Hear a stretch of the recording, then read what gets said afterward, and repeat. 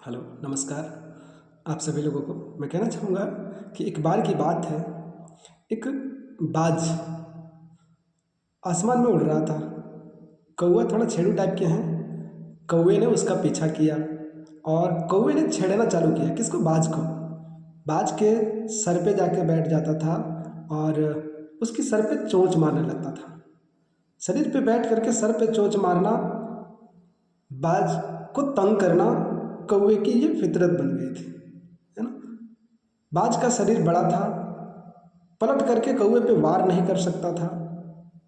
बाज अपनी षड्यंत्र बनाया और अपने षड्यंत्र बनाने के साथ वो बाज उस कौवे के पीछे नहीं भागा, बल्कि बाज ऊपर तक उड़ता ही गया।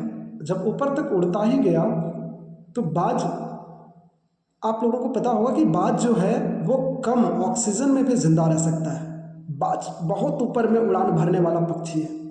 तो बाज उड़ता ही चला गया, ऊपर की ओर उड़ता ही चला गया, उड़ता ही चला गया और वहां तक पहुंच गया जहां तक पहुंचने के बाद ऑक्सीजन कम मिलने लग जाता है। और जब कम मिलने लग जाता है तो कौवा, जो ज़्यादा ऑक्सीजन में जीने वाला है, जो ज़्यादा ऊपर तक उड़ान नहीं भरता है, वो कौवा वापस लौट आता है, बाज को परेशान करना बंद कर देता है।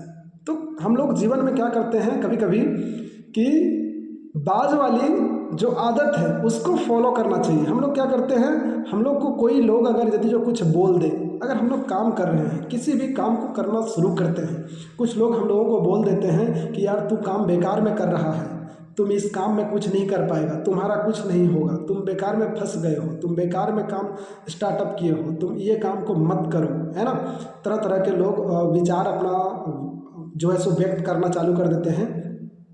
तो हम लोग क्या करते हैं, कौवे के पीछे भागना। कौवा के जैसे बाज कौवा के पीछे नहीं भागा तो हम लोग उस व्यक्ति के पीछे क्यों भागे? नहीं भागना चाहिए। कहा जाता है ना कि हाथी चले बाजार तो कुत्ते भौंके हजार। बोलने वाले बोलेंगे, लेकिन आपको बाज की तरह षड्यंत्र अपना बनाए रखना चाहिए कि मुझे वहां तक जाना है जहां पर जाने के बाद उन लोगों का जुबान खुद ब खुद बंद हो जाए, है ना।